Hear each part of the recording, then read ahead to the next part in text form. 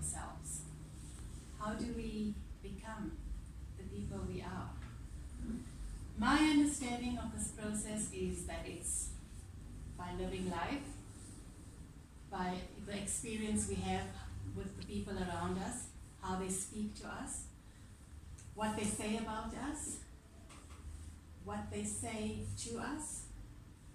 Then there's observations of how other people relate to each other, how they engage with the world. There's media, the news, all that. All that feeds into our understanding of the world. And then there's this internal sense of who we are. And then there's the people that inspire us.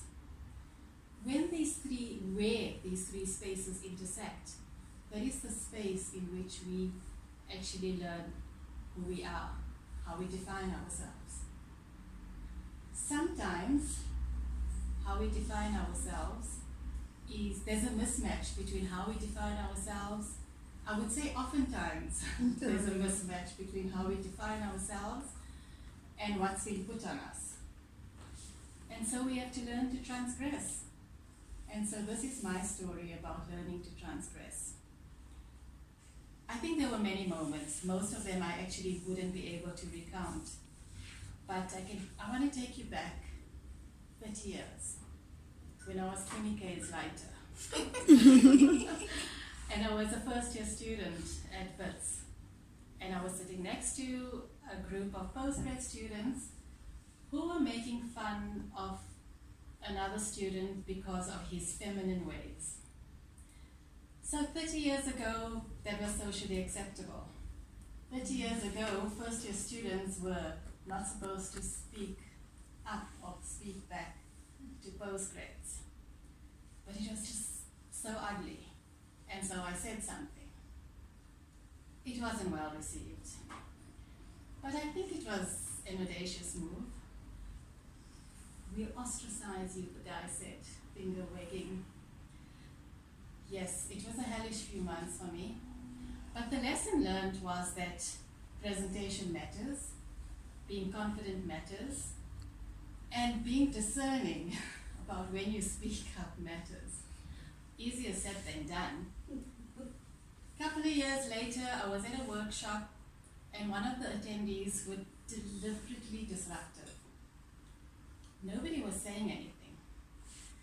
And I think it's because the attendee was a lecturer and highly regarded community leader. But in my books, that doesn't give you a free pass for bad behavior. So I stood up. We didn't invite you, we invited him to lead the workshop. So if you're not willing to listen, then I think you need to leave. Audacious. Well, he left. But it's moments like that, and some of the little moments that I don't see, that said to me, I'm going to have to make my path by walking it. I'm going to transgress a lot of spaces, and it's not going to be easy. My heroes, Malcolm X and Steve Biko, were transgressors of note. They paid for their lives. I'm going to be sniggered at, probably ignored, and most likely not invited to dinner parties. I could do this. I mean, what am I transgressing? How we parent, our relationship to young people, home births, breastfeeding, co-sleeping, insisting that we really look at education as our current education as something that's oppressive rather than liberatory. It's not like that now. But how we transgress is different for everybody. And while I admired Malcolm X, while I love watching Angela Davis and Vandana Shiva, and would love to sound and speak like them, their wit, their command, their confidence, I think my space of transgression is, like Fatima Manvisi, another of my heroes, is with the pen and writing and organizing community and stimulating ideas. So what I did was start my website, Growing Minds, where I put my writing. I organized unschooling camps and socials, and to stimulate discussions, the Learning Reimagined Conference was born. But you know, Malcolm, Vandana, Angela, they just keep